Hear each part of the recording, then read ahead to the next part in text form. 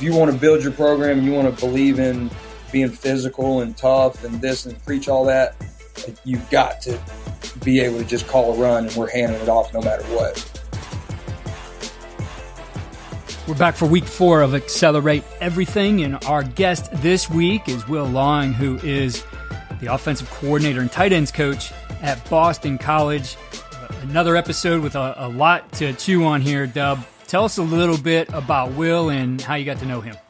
Yeah, I actually got to know him on the recruiting trail. He was through in March and February recruiting our quarterback, and I'm currently coaching. He actually committed to Boston College, so that was the easy hook to get him in. Hey, you want my guy, you got to come on a pod. But I was enamored with Will when he was in the office. We were in there for hours. He almost missed his flight back to Boston because I just had him pinned down. But he was so intriguing to talk to. It had just a well full knowledge. I said, man, I got to get you on and get some of this out to these guys on this pod. So again, bright coach, been with Coach O'Brien through the Texans, Patriots, been at Alabama. So he's been, it's a who's who of coaches he's been under. And again, this guy's going to be a star on the rise. So keep the name up in the top of your mind.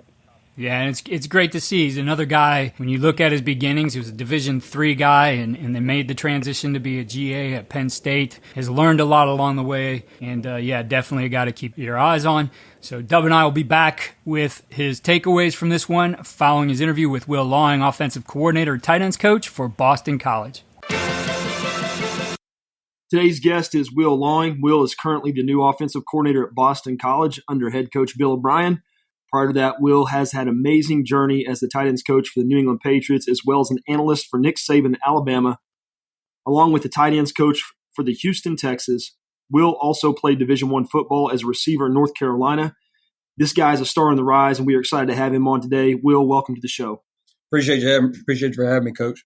Yeah, Will, it was great to meet you this spring on the recruiting trail. I think I had you pinned down in my office for a couple hours and hope you didn't miss your flight back, but I got to start with my first question. You've worked under Coach Saban and Coach Belichick, and I'd be amiss if I didn't ask you what were some takeaways that you learned from two of the greatest coaches in football history?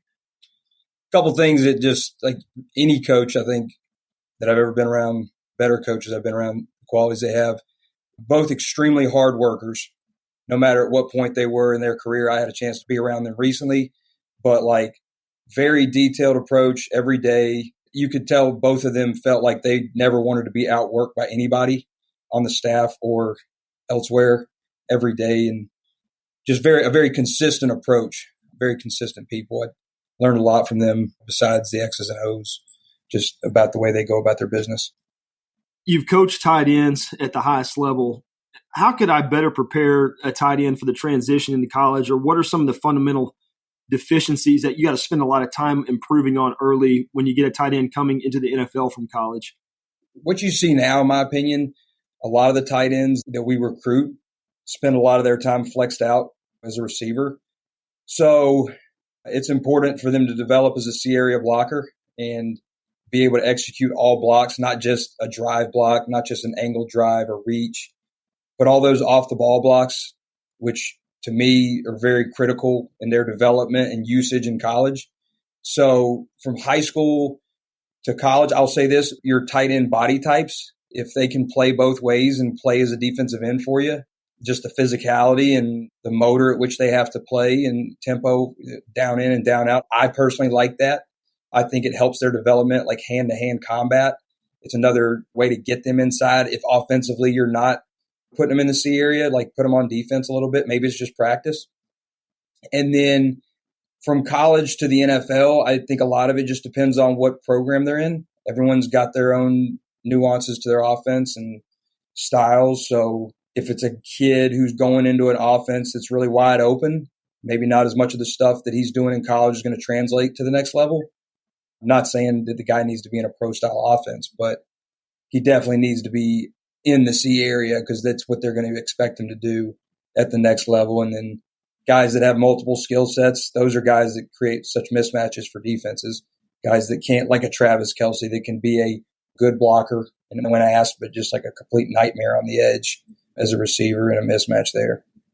A lot of your career has been tied to Coach O'Brien. What are some things that you've learned from him as it relates to play calling that you're going to use now that you're a coordinator? One thing I thought he's said to me many times is when you call a play, you better have the next one ready. It can't just be anticipating, okay, we called this play and we're going to get this result. You got to be ready for a negative result, whether it's just an incompletion, a sack, some sort of lost yardage, but like you got to be ready with that next play call so that you're not caught off guard, like scrambling. Oh, what next? You got to be ready. I think it's important to know with the play you've called and the defense that you're anticipating, where you think maybe on a pass play the ball is going to go. Maybe you call a run where you think it's going to hit, how much you think you can get on it, and then be ready with the next. I think that's one thing I picked up from you when we talked is just that visualization of possibly a negative outcome. And if you're not have that immediate call ready, it kind of gets you out of rhythm. And I think that's just a really good nugget of information for play callers out there is to try to visualize, like you said, where the play's going to hit or what you're going to go to in that negative outcome. Is there things on your sheet that you have like going into a game for those kind of situations when you game plan? Yeah, really there's a couple things that you can get caught off guard by in college with the width of the field and where the hashes are. I think you got to have plays that you like as like a left middle, right middle call that you like as a middle of the field call. Some of the plays you got on your game plan aren't as good there if they're not on a hash. So then you find yourself not on a hash. Well, what do you have there? I would say 3 to 4 is really all you need, run and or pass. I think you need, depending on how you work offensively, with formation base, you go into a game and you're like, okay, we want this guy running this route or this guy doing this and within that play. And then all of a sudden someone gets injured. And I've had a chance to work for a couple years on special teams. When a guy goes down on special teams, especially when you're in the NFL and like preseason, oh man, like guys go down on special teams and it's a Rubik's Cube to try to figure it out. But on offense, you have someone get injured that you don't anticipate happening, or maybe he's tired and needs a breather and or whatever's happened. He's not in there. What are some plays that you could go to with, okay, now so-and-so's playing that position to not really run you completely out of what you want to do, like a way to reformat it if someone goes down where you get the right guy in the right spot to get what you want. Talking about some things conceptually when we were together and then kind of looking at your installs that you shared with me, I feel like anytime you guys call a flood concept, you always have like a check to get out of it versus man. Is that something that's kind of just standard in Coach O'Brien's offense? Is that something that you see throughout the NFL or in the SEC? We've always tried to push the envelope with all of our players to try to teach them as much football as possible. We want to get in as best play as we can be in. Like if you're in a play that's it's like so-so versus the look you're getting, like I'd like to be able to get to a better play. You do have the play clock you have to deal with, so you got to be able to execute that quickly. So trimming down on the verbiage you use, I think is really important. To answer your question, we don't care. We've done that in the NFL. Primarily in the NFL, we always had a check, not just flood concept, but it was run alert, run alert, pass alert, run. Some plays are all encompassing. You feel pretty good about whatever look you get. They'll have a chance. But as we've gone, like in the spring, we teach our guys the long-handed way to call a play and then start to find ways to shorten it up. And then they're like, oh, okay, this equals this, equals it. And then we can just call it quickly and operate fast. But I personally, Coach O'Brien's he's big on that. I am too. I think if you can get into a better play, why not if you have time to do it? I want to talk about your experience in the SEC. In 2021, you beat Georgia in the SEC championship. Then you had to turn around and play them again in the Natty and lost a close one. Can you walk us through how you game plan that defense? Because that was arguably one of the best defenses in college football. And what adjustments they make in the second game, or what would you have done differently in the second game after playing them in the Natty? That was the SEC championship was definitely a high, and the national championship for us that year was a low. When we went into that game, that defense Georgia had, like phenomenal, top to bottom. And we personally felt like because they beat teams by 40 plus, it seemed like every game before we played them, they might have had one. I think they played Missouri pretty close that year. But their defense they didn't really play a second half most of the year. They would play like the first drive of the second half, and then that was it. So part of it was we were going to have to use some tempo to try to tire them down. Their front seven was as dominant as I've ever seen. And so that was part of the game plan. we use some formations to get some information from them. I think anytime you go up against somebody who's got really, really talented athletes, you got to do everything you can to stop them from playing fast. So whatever that is, if it's sprinkling in some tempo to tire them down or make them think based on what you're doing offensively, I think if you don't do that, you're missing the boat. That was part of it. When we played them in the SEC championship, and we had some good players top to bottom, but two receivers we had for us that had really, really good seasons were both available, and one of them got hurt in that game, and then the other one got hurt in the national championship, and that hurt us. So I will say that we always, being around Coach Saban and his program, it was a next man up mentality. So we were prepared for that, and we just weren't able to, in the national championship, finish in the fourth quarter. They did. Kudos to them. They won the national championship. The one thing I will say I thought we did besides just the game plan going in was what we talked about earlier is we had contingency plans that were, if they do this, we're going to do this. If they do this, we're going to do this. We went to that box a couple times. I know Coach O'Brien called a couple plays based on the halftime adjustments. Hey, they were doing this. Like, we should probably look at doing something here. And we did and had some success on a few of those. The big thing was we better find some way to slow these guys down because these guys got some werewolf. How important is it to have straight up run calls? I mean, RPOs are big in today's game, but there's some point where you just got to run it against in a +1 situation. What are some things you look at there? And is that something that you feel like an offense needs to have within their scheme? Yeah, it's going to come up at no matter what point. If you're going to win football games, you're going to find yourself in a 4-minute situation. So, like, you got to run the football and you got to run the clock out. So if you're going to have that at all, or you're in the low red area and you don't want to deal with RPOs, which some people do, you want to run the football. So you got to be able to do that. The key to me is how are you going to handle force? If you're finding yourselves in those situations, like the defense is going to have an extra hat, whether it be post-safety defense or tight quarters where they have a couple extra hats because the guys are fitting quick, or you're getting low red and they're playing what some people call sticky. I mean, like, there's a lot of people in the box.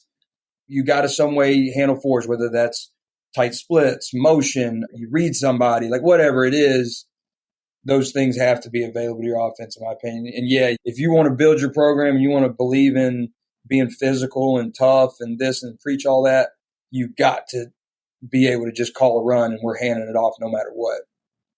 Let's talk mint front real quick. Run game wise, where's a good place to start conceptually to attack the mint front? Yeah, I think anytime you just talk odd defense, like the B gaps or just like A to B gap, like downhill runs, like to me, that's big. I think you always want to find out if you're talking mint, you're talking 2 4 eyes, like who are they playing into? Are they playing into the guards? Are they playing into the tackles? Who are they reading? How are they handling it? Is that something that's important to the defense, like where the back is and how they're going to handle the way they're going to attack the tackle based on his alignment? But I do think downhill runs are important. Most teams, at least that I've been a part of, that play a bunch of mint, like they pair it with some quarters coverage. They got all the bells and whistles too, but the more that ball has to bounce and keeps going outside, like there's people there to make that play. So you got a mint defense. One, you better be able to attack the width of the field with just shredding some people. But I do think just in general, not going overboard with the scheme, like downhill run schemes, you got to have those. Let's talk some situations. Let's say we're 10-yard line going in, space is condensed, and you're getting situational coverage looks. What are some of the formation or conceptual ideas you like in that area? If you're seeing sticky, like I think anytime any mesh concepts inside are good, like at the end of the day, and you got to see how people play it. Like sometimes people completely lock the corners on 1 and 2 and play, whether it's 4-on-3 or 5-on-3 inside, however it plays out, all those rats inside, and they just play it. They try to pass things off. I think you try to eat some of those guys up with crossers. You can get some people lost in it there. You can get isolations on the outside. I think you got to get your back involved if you're talking pass game. So if you're getting sticky, I think you're making a mistake if you don't try to get him involved. As far as run game's concerned, like, yeah, you talked about a loaded box. You got to get your quarterback. If you can use him as a runner, you're going to gain a hat there. So that's big. I do think 2nd and 10 from the 10, like that's not a great situation. 3rd and 10 from the 10, that's brutal. I think there, if you teams that like try to force it, just in general, if you just try to force it's 3rd and goal from the 10, like your chances of scoring there are slim. So some people go for it or like throw to the end zone, which if you got one, you certainly don't want to make a mistake and walk away without points. So like, there's a thought process there too. When you're watching film or in the box watching the game, can you walk me through kind of where your eyes go and how you mentally work through what you're seeing as you scan the defense? To me, the important thing is if you've trained your quarterback all week a certain way or all season, however long it's been on certain plays, you call the play. Do you have a check system? Look for if you should check it or not. Look for what the defense. Like, I just try to put my eyes where I would expect the quarterback to put his eyes for that particular play and see it how he's seeing it. So that in between series is you can be like, well, what were you looking at? Like if I was in your shoes, I was seeing like this. Why didn't you throw to this guy? Why didn't you look the safety off? Why didn't you check it? Number one, that to me, that's important.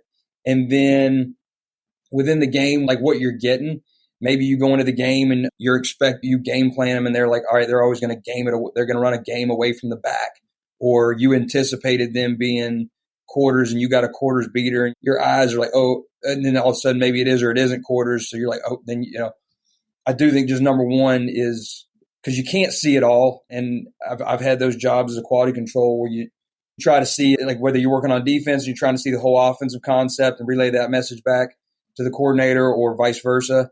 When you're working on offense and trying to see what the defense is doing, you see little, you see a lot, you see everything, you see a lot, you see nothing. So you can't just like take this huge snapshot. You don't really get what you want. I think it's most important, however you train your quarterback, try to watch it like you expect him to be seeing it. How much onus on the quarterback, it may change whether we're talking NFL or college, is the protection adjustments made from a quarterback standpoint? Do you put onus on him to get you in the right protection, or you just keep it on? There's a line make the adjustment. I think everywhere I've been, and then obviously the past 12 years that I've been with Coach O'Brien, when we've had a center who's really intelligent and can handle a lot, and you put a lot on his plate, those are the better offenses we've been around. And so every time we go to the line of scrimmage, our center, like it's a center and quarterback Mike point driven system. Like whether it's a run or a pass, you're going to get an ID from the center. The quarterback's going to either confirm it or re-ID it based on what he sees. I think it's important that your quarterback knows the Mike IDs for everything. We push that. Some people don't, and I understand that, and then they don't believe in it.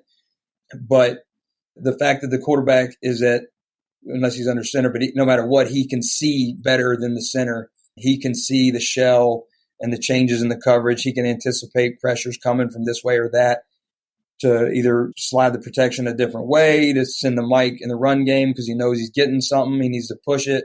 It's basically every time we go to line of scrimmage, both guys are involved in that process. And then at the end of the day, the quarterback has the final say. So if he wants to change anything, he can. If something should be changed, it's on him. So if the defense presents a certain look where the Mike should have been changed and it doesn't get changed, that's on the quarterback because he didn't see it. So that's kind of the world we live in. I'm sure you've seen a lot of different practice designs and flows.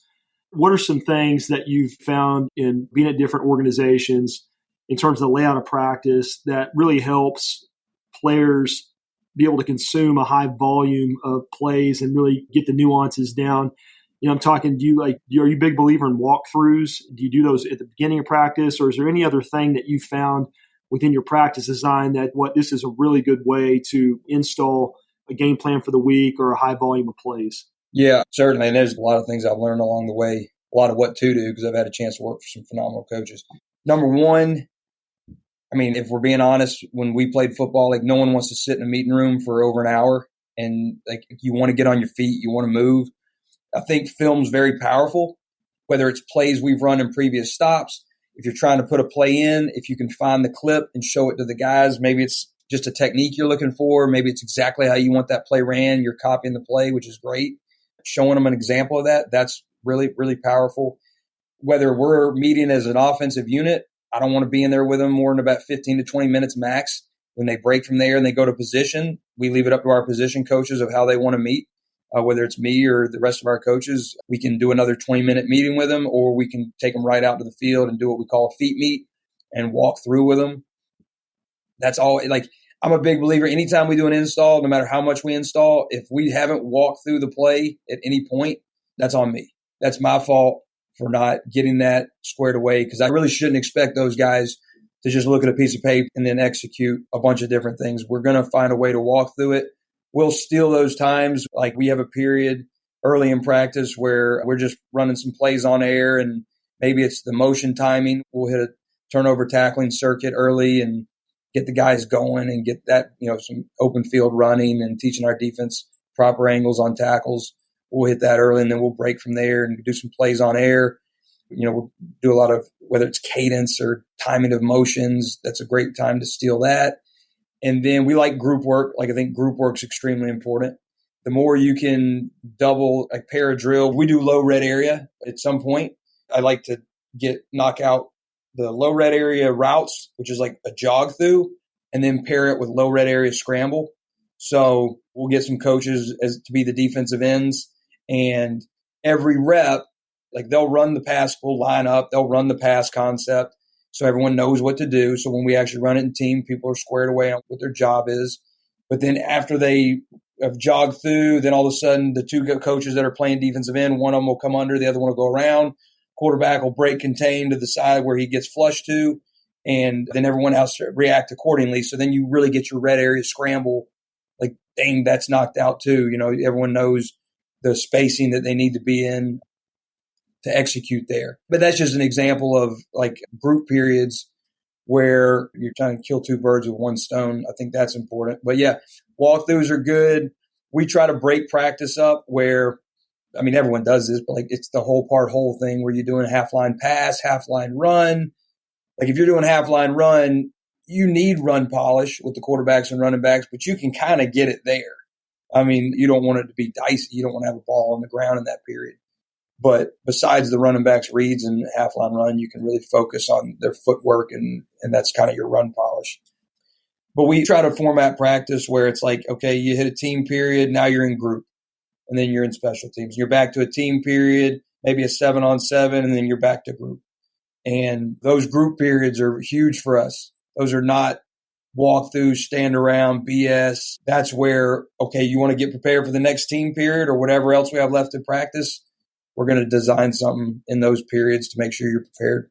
How do you drill your option routes with your guys? Because obviously you got to spend time with the quarterback, receivers, getting on the same page, knowing when to break in, out.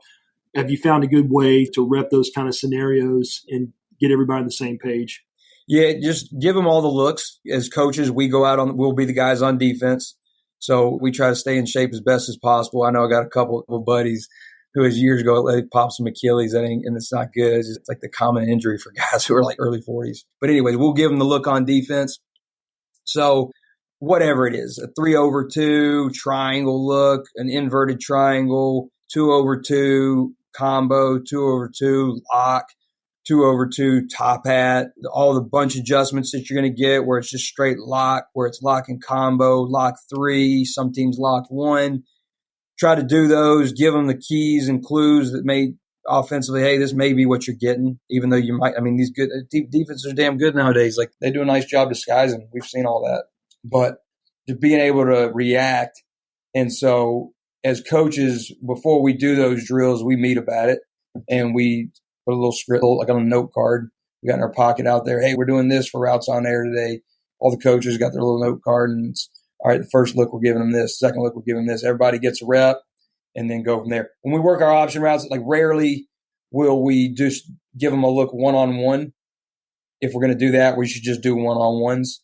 Every one of us, probably just speak for myself, but maybe for like, we're not going to hold up real well trying to match our guys one-on-one. We're going to end up in a bad spot. So, but yeah, we try to give them the different looks on defense. What are some things that you look for when self-scouting during the season? Are there key things that you make sure you're doing offensively to prevent a defense from getting tendencies throughout the season? Is there a strategy you have kind of there in terms of self-scouting?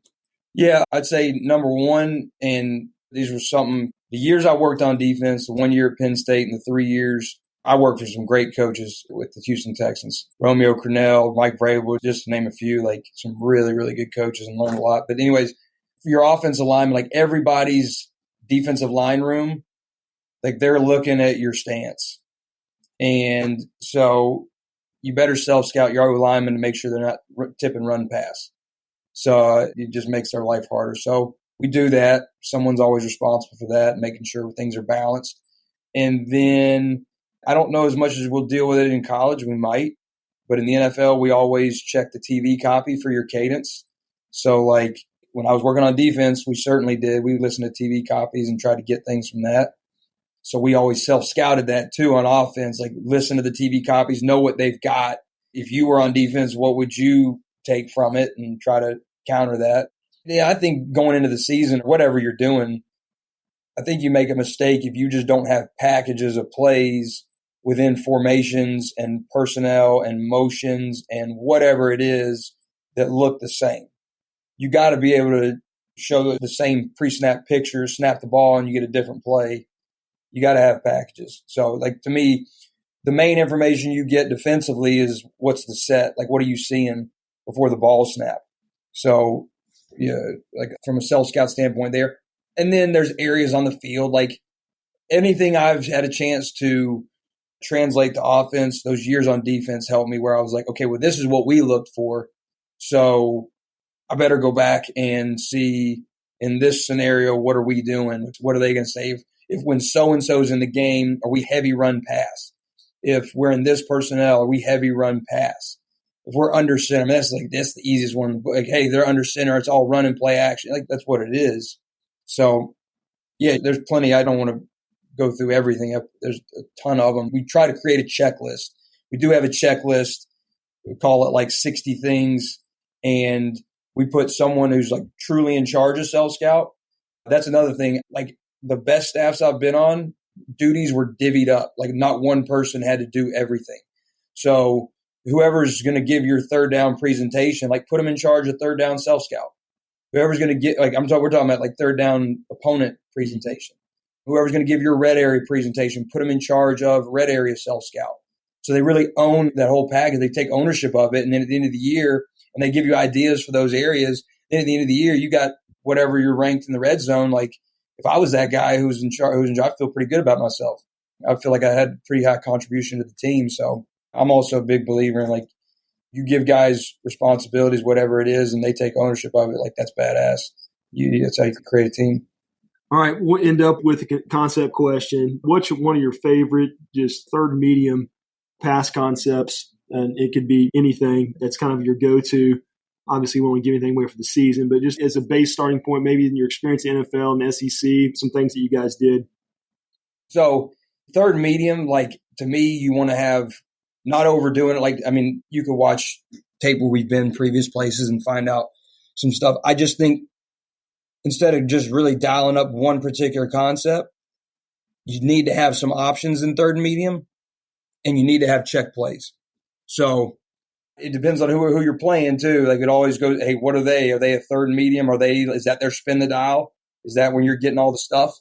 Well, in general, on third down, we talk protection first.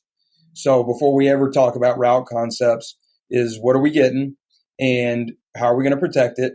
Okay, now move forward. How do we get guys in the right spots? So I would say third and medium, like certainly if you're converting on third and medium, you're going to have a lot of success.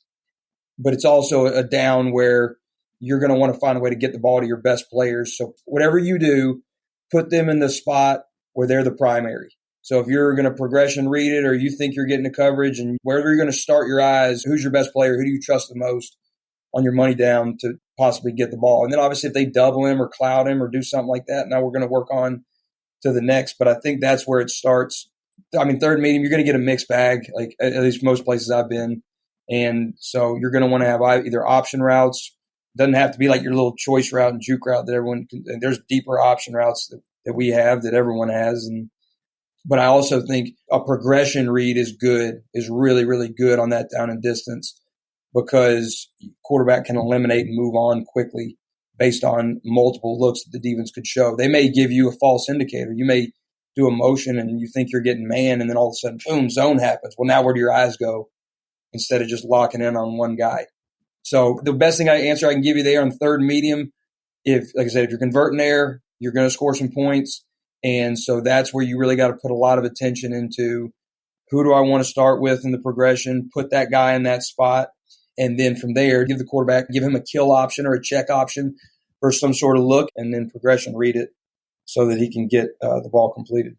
One thing I've always been interested in at the NFL, SEC level, you guys got a massive playbook library. But how much during like a game plan week do you guys try to draw up something new? Or, I mean, does that ever happen where you're just like, hey, we could do this, and you're like blending concepts, or you're just trying to like get them on the whiteboard? Or is it just, hey, let's go to page 678 in the playbook and let's run this? I think anytime when we've ever gone overboard with that in the week, and it starts becoming just an example, there was a year we played a team and they didn't do a lot defensively. And before we're going to play them, and before we played them, they completely changed. They did a lot defensively. And we went overboard, like dialing up certain plays. We're like, oh, we're going to get this. We're going to get this. We're going to get this. And all of a sudden you didn't. But now what? I think when you get, like, say, overly, or if you get away from what your guys have repped, whether it's been spring ball, time on their own, training camp, if you start getting away from all the reps that you've built in and start coming up with new plays for a game plan, a bunch of them, and that's never really worked out great for us. I was eager because that's the trap that we fall into all the time. We're in meeting and 2 hours go by and we've got 5 new plays. It seems like it's an easy trap to fall into. I just didn't know if it happened at that level as well. Absolutely. It absolutely is, just because, like, you definitely, like, you love ball. You like seeing good plays and you're like, oh, that's cool. Like, that would, to me, it's as you watch, like, what would fit you. And when I was doing draft evaluations, when I was coaching the NFL, and like, I was a big believer in watching the whole game. If I was looking at a tight end, like, I'm watching every game of his junior and senior season that he played in from first play from start to finish. And when you're watching it, like, you're constantly watching a guy. Well, there's a lot of ideas that come up. You're like watching good ball. You're like, hey, that's a cool idea. Tag that, and start dropping them into a box. Now that I'm at BC and I'm recruiting guys and watching tape, the high school kids, there's awesome stuff all across the country in high school football. And so, like, I see plays, I'm like, hey, that fits us. Like, I'll take that. I'll try to spin that a certain way. Maybe we can get something there. So to me, it's just as you're watching, not getting tied up in, oh, that's a great play, but it really doesn't fit you, then just tag it and keep it, and maybe it fits you someday, and create a nice little library to go back to. But Will, you're a star on the rise. I appreciate you taking time to help us grow today, and looking forward to watching your career excel. Have a great one, man, and look forward to watching you guys roll this season. Dub, I appreciate you having me on. It's great talking to you. Dub, as always, you got to sit down with a notebook when you listen to these things. So there's a lot of takeaways. What did you focus on here? What were your favorite ones? There's a lot. My first one was some of the things that he learned from Coach O'Brien. He's a great play caller. And, you know, as you're up there calling plays, you have to have, like, a strategy and a process. And I liked how Coach O'Brien, you know, taught Will that, you know, you have to have your next play ready, you know, when you call that initial play. You can't wait. You got to stay in rhythm. So the importance of having your next play call ready based on both a positive outcome and a negative outcome. And I thought that was important because a lot of times, you call a play and you're anticipating to hit a certain area based on if everything works. But very rarely do you think about, okay, now what if this play goes south and I lose 2 yards or we get sacked? And having that bad outcome ready, that's really where you can get stuck and locked up as a play caller and derail a series. And so I think that is something that I put a starred, highlighted, double-crossed, and just tried to practice more of having, you know, those 2 best play calls based on a positive, negative outcome ready when you're in the game so you can stay on rhythm. The other thing I liked about was how they stressed the importance of walkthroughs. And I think this is something when you look at the next level of football and college and really good programs in the NFL, they really stress the importance of walkthroughs and having what he called feet meets. And I think, you know, if you have your kids in the film room for, 30 minutes, hour, a lot of times with the attention spans, you're going to lose them. I think it's important to get them out, get them walking, have them walking through there. And he talked about finding ways to steal more walkthrough time in practice, whether it's special teams or other position areas. And he talked about finding time to steal practice and working on low red area routes. And so what they would do is they would find time in practice with group periods is to jog through low red zone area routes, and then they would actually have a red area scramble drill session where they would, jog through their scramble drill, and the play breaks down. They see the quarterback get flushed out. They work on their scramble rule. So I think that's something I was going to make a more emphasis for us this year, is to, find time to still practice on doing, more feet meets in more special situation, walk through or jog throughs periods for those certain situational type plays. Last one, I like what he talked about with third and medium. At third and medium, you got to be good on third and medium to keep the drive alive. He said you must have, your concepts you call must have option routes built in, or you must have the ability to check the play, just because you're going to see such a wide range of different things on third and medium. So your play must be checkable. You got to think protection first. So the first thing they talk about on third and medium is when they're talking about with the staff is, okay, what are we seeing and how are we going to protect it? And I think that's where you got to start. Think protection first, and then think player, who we're trying to get the ball second. So again, there's a lot. I have a whole page full, but again, that was 3 of my top ones, Keith. This is one you'll want to listen to a couple times, but appreciate Will coming on and sharing his knowledge with us. Definitely a ton of detail in this episode. In the theme of this series, to accelerate everything, it certainly fits along with it. And again, enjoy what you're doing, Dub. It's been great to see this first month of these through the summer, and looking forward to these last couple of episodes. Thanks again for all the work you're doing. Yeah, appreciate it, Keith. Be sure to visit coachandcoordinator.com and check out the 10% Toolkit, which highlights our partners and some of the offers they have to you as a listener. The link to that is in the show notes. Follow all we're doing at coachandcoordinator.com and follow us on X at Coach K. Grabowski.